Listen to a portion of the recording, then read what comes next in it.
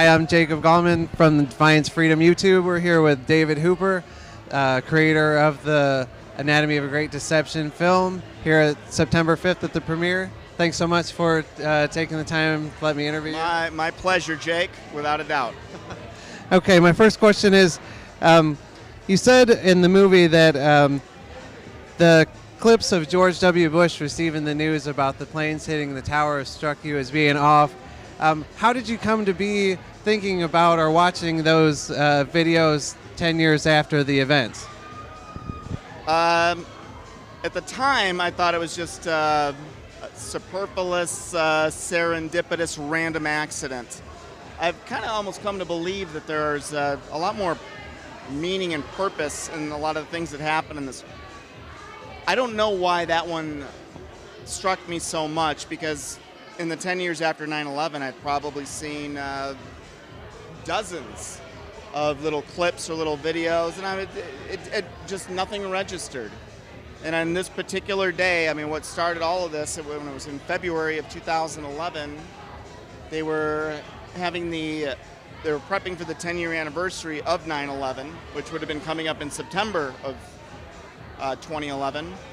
And the clip just showed a picture of George Bush sitting in the classroom. And by now I had learned that as many as a dozen planes had been considered hijacked. And it just struck me as an odd scenario that the Secret Service would just let him sit there. Right. So I, you know how we all Google things when we don't know what they are. What does the word mean? Google it? Yeah. And I Googled it. And, the rest is history, basically. Okay. How did you end up linking up with the architects and engineers for 9/11 Truth Group? Well, they were very, very influential in how my eyes opened up and how I started to become aware of a few more things. They are based completely in science, and they will not divert from that. I mean, and they're even like, it's something I couldn't deny. And Richard Gage from Architects and Engineers had put together an unbelievable library of work that when you look at it and you start to think about it, you realize the laws of physics were broken that day unless something different happened than what we believe. And it was only after the film was done. They weren't involved in any creative input at all, and I didn't want anybody involved in that, because this was I'm just a regular guy at the end of the day, like a lot of people here that have gone through something like this. And I just wanted to tell the story of how this impacted a regular person, and some people connected with it, and so that's how we got here. Awesome. Let's see.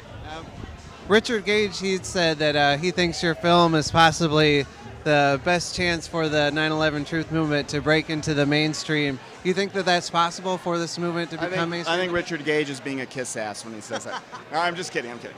Richard, if you heard that, I was just kidding.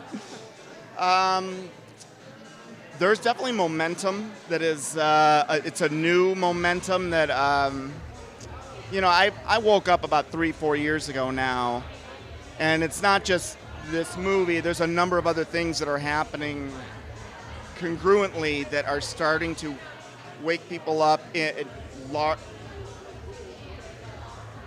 big chunks, I guess is how I'll say it.